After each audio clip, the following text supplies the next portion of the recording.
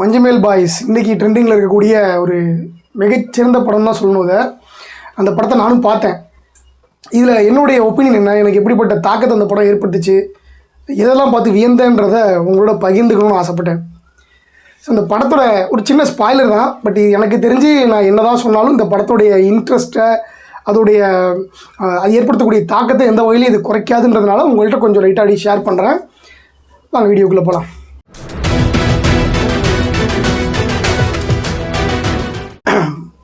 படம் தொடங்கினோன்னே ஒரு ட்ரிப்பு, பசங்க எப்போவுமே ட்ரிப்பு போடுவோம் இல்லையா, அந்த மாதிரி ஒரு ட்ரிப்பு. அந்த ட்ரிப்புக்கு இவங்க கேரளாலேருந்து கொடைக்கானல் வர்றாங்க. இந்த கொடைக்கானலில் குணா குகை கடைசியாக பார்க்க ஆசைப்பட்றாங்க. அதை பார்க்கும்போது என்ன மாதிரியான ஒரு சம்பவம் நடக்குதுன்னா, ஒரு சிக்கலில் மாட்டிக்கிறாங்க. என்ன சிக்கல்னால், ஒரு சின்ன ஒரு ஓட்ட மாதிரி இருக்குது அந்த மலைக்குள்ளே, அதுக்குள்ளே போய் மாட்டிக்கிறாங்க. அது ரொம்ப பெரிய இது, அது காப்பாற்று ரொம்ப கஷ்டம்னு சொல்கிறாங்க. ஒரு பையன் போய் மாட்டிக்கிறான். இவனை ஒரு பையன் சொல்லி வீட்டில் சொல்லி நான் அவனை கூப்பிட்டு போகிறேன் அப்படின்னு சொல்லி கூப்பிட்டு வரான். உள்ளே மாட்டிக்கிட்டான்.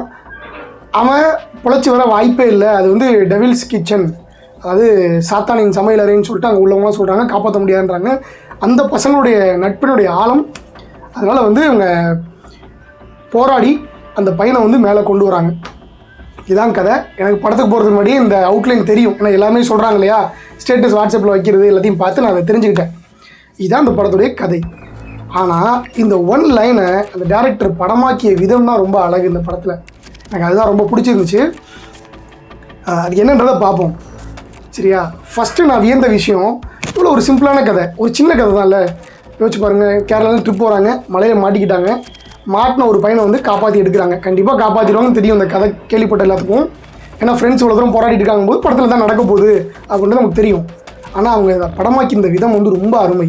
அந்த கதைக்கான எக்ஸ்ட்ராவான விஷயங்கள் சேர்த்துருந்தாங்க இல்லையா, இந்த ஒரு ஒன் லைன் கதையை அவங்க ஜோடிச்சிருக்கக்கூடிய விஷயங்கள், அவங்க என்ஜாய் பண்ணுறதை காட்டுறதா இருக்கட்டும், அந்த பசங்க பண்ணுற சேட்டைகள், அந்த பசங்க எப்படிலாம் போயிட்டு ஒரு இதையும் பார்க்குறாங்க, அனுபவிக்கிறாங்க புதுசு புதுசாக அப்படின்றது ரொம்ப அழகாக இருந்துச்சு பார்க்க.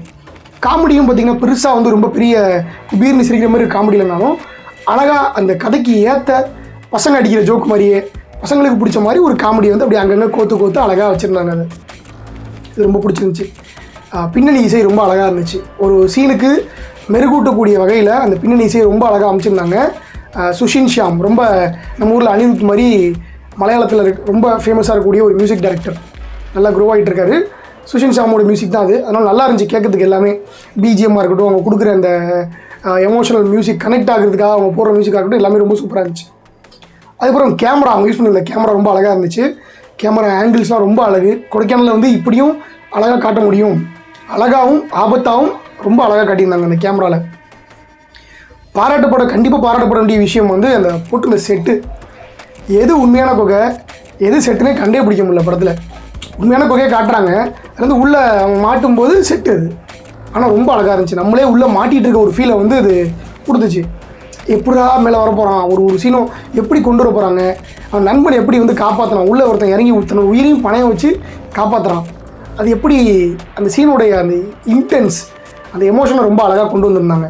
எல்லாத்துக்கும் மேலே டேரக்டரோட திறமையை நம்ம பாராட்டியே ஆகணும். எல்லாரையும் ரொம்ப அழகாக நடிக்க வச்சுருந்தார். ரொம்ப அற்புதம். சிதம்பரம்ன்றதான் டேரக்டரு. ரொம்ப அழகாக இருந்துச்சு. ஒவ்வொரு சீனும் அவங்க எடுத்திருந்த விதம், ஸ்க்ரீன் ப்ளே, டைலாகு எல்லாமே ரொம்ப அழகாக இருந்துச்சு. படம் மலையாளத்தில் ஒரு நாள் நமக்கு நல்லாவே புரிஞ்சிச்சு பார்க்குறதுக்கு. ஒவ்வொரு நடிகர்களும் தன்னுடைய ரோலை ரொம்ப அழகாக புரிஞ்சுக்கிட்டு, தன்னுடைய லிமிட் என்ன, தன்னுடைய ஒர்க் என்ன அப்படின்றத அசைன்மெண்ட்டை புரிஞ்சு கரெக்டாக ஒர்க் பண்ணியிருக்காங்கன்னா சொல்லணும். இதில் எனக்கு இந்த கதையில் ரொம்ப பிடிச்ச விஷயம், சுவாரஸ்யமானதுன்னா அந்த நட்புடைய ஆழம் தான். இல்லை, அந்த பசங்களுடைய அந்த டிட்டர்மினேஷன். இந்த மாதிரி நட்பு எல்லாருக்கும் கிடைக்குமான்னு தெரியாது. சின்ன வயசில் நிறைய நமக்கு ஃப்ரெண்ட்ஸ் இருந்திருப்பாங்க. வளர கொஞ்சம் கொஞ்சமாக அவங்க வேலைக்கு போக ஒரு டிஸ்டன்ஸ் வந்துருக்கும். எனக்கெல்லாம் பார்த்திங்கன்னா ரொம்ப ஃப்ரெண்ட்ஸ், நிறைய ஃப்ரெண்ட்ஸ். பட் இப்போ ஒருத்தரும் ஒரு வேலையில் இருக்காங்க. பட் ஒரு சிலருக்கு தன்னுடைய நண்பர்கள் எப்போவுமே கூட இருக்கக்கூடிய ஒரு பாக்கியம் கிடைக்கும் இல்லையா, அந்த மாதிரி ஒரு நண்பர்களுடைய கதை தான் அது. சின்ன வயசுலேருந்து ஒன்றா வளர்கிறாங்க, ஒருத்தர் ஒரு வேலையில் இருக்காங்க. பட் இருந்தாலும் அவங்களுக்குள்ள ஒரு நல்ல கனெக்ட், டெய்லி மீட் பண்ணிக்கிட்டு ஒரு ஜாலியாக போகிற மாதிரி இருக்குது. அப்போது ஒருத்தர் மாட்டிக்கிட்டால் எல்லோரும் சொல்கிறாங்க, அங்கே இருக்கக்கூடிய போலீஸ்லேருந்து, அங்கே இருக்கக்கூடிய டூரிஸ்ட் கைடு, அந்த ஊரில் இருக்கக்கூடிய எல்லா ஆட்களும் இவனை காப்பாற்ற முடியாது, இவ்வளோ தான் இவன் முடிஞ்சிட்டான், இதுலேருந்து போனவங்க யாருமே வெளில வரல அப்படின்னு சொன்னாலும் அந்த பசங்களுடைய அந்த டிட்டர்மினேஷன், அந்த நட்புடைய ஆழம் தான் அந்த பையனை காப்பாற்றுதுன்றது நான் உள்ளாந்து உணர்ந்தேன். அவன் இல்லாமல் நாங்கள் போக மாட்டோம் அப்படின்னு சொல்லிட்டு அவன் படுத்துட்டானுங்க குகை மேலே.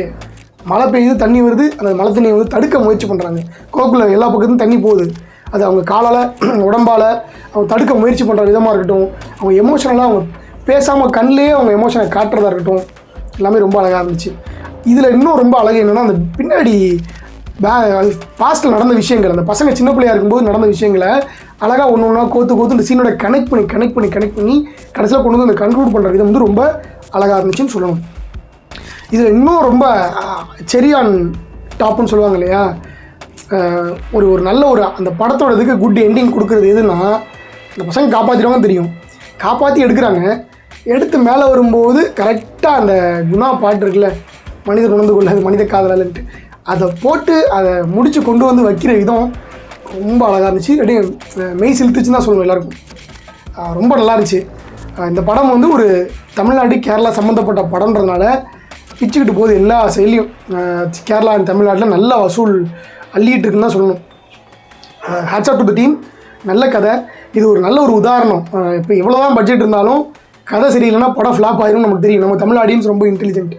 நல்ல படத்தை சில இடத்துல காலையும் மாறி விட்ருக்காங்க. அதுக்காக வந்து சரியில்லாத படம் பெரிய பட்ஜெட் படமாக இருந்தாலும் அதை வந்து மனுஷங்க நம்ம தமிழ் மக்கள் அதை வந்து விமர்சிக்க தவறியதில்லை அப்படின்னு தான் சொல்லணும். அந்த வகையில் இந்த படத்துக்கு ரொம்பவே ஆதரவு. நான் போன டைமில் ஹவுஸ்ஃபுல்லாக தான் இருந்துச்சு தேட்டரு. நிறைய மலையாளிஸ், நிறைய தமிழ் எல்லா பீப்புளும் உட்காந்துருந்தாங்க. அதை பார்க்க ரொம்ப நல்லா இருந்துச்சு. இந்த மாதிரி ஒரு கூட்டாக ஒரு படம் பண்ணி அந்த படம் நல்லா போயிட்டுருக்குன்னு நினைக்கும்போது ரொம்ப நல்லா இருந்துச்சு. லைக் மலையாளிஸ் வந்து ஜென்ரலாகவே ஒரு சின்ன கதையை எடுத்து நல்ல கதையை எடுத்து அதை டைரக்ட் பண்ணுறதுல ரொம்ப கைதேர்ந்தவன் தான் சொல்லணும், கம்மியான பட்ஜெட்டில். அந்த வகையில் இந்த படம் வந்து ரொம்ப அருமையான படம் தான் சொல்லணும்.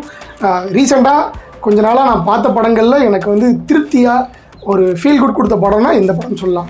நண்பர்கள் மேலே திரும்பவும் ஒரு என்ன சொல்கிறது, ஒரு நம்பிக்கை. இப்போ இந்த காலத்தில் நட்பு குறைஞ்சிருச்சு, ஃப்ரெண்ட்ஷிப்லாம் வந்து சோஷியல் மீடியாவில் போயிடுச்சுன்னு சொல்லி எல்லாம் சொல்லிட்டுருக்காங்க இல்லையா. இந்த படம் அதுக்கு அகெயின்ஸ்டாக நட்பு இன்னமும் இருக்குது, உயிர் வாழுதுன்னு சொல்லி அதை காட்டக்கூடிய ஒரு சான்று மாதிரி, அது ஒரு மோட்டிவேட் பண்ணுற மாதிரி ஒரு ஃபீல் எனக்கு கொடுத்துச்சு. உங்களுக்கு இந்த படம் பார்த்துருந்தீங்கன்னா என்ன மாதிரியான ஃபீல் இந்த படம் கொடுத்துருக்குன்றதை கீழே கமெண்ட் செக்ஷனில் தெரியப்படுத்துங்க. உங்களுக்கு இந்த படத்தை பற்றின கருத்து என்ன, இன்கேஸ் நீங்கள் பார்க்கலன்னா உங்களுடைய ஐடியா என்ன அப்படின்றது நீங்கள் கருத்தை கமெண்ட் செக்ஷனில் தெரியப்படுத்துங்க. ரொம்ப நமக்கு உபயோகமாக இருக்கும். இந்த வீடியோ உங்களுக்கு பிடிச்சிருந்தா கண்டிப்பாக லைக் பண்ணுங்கள், நண்பர்களோட ஷேர் பண்ணுங்கள், சேனலை சப்ஸ்கிரைப் பண்ணால் மறக்காதீங்க. நன்றி.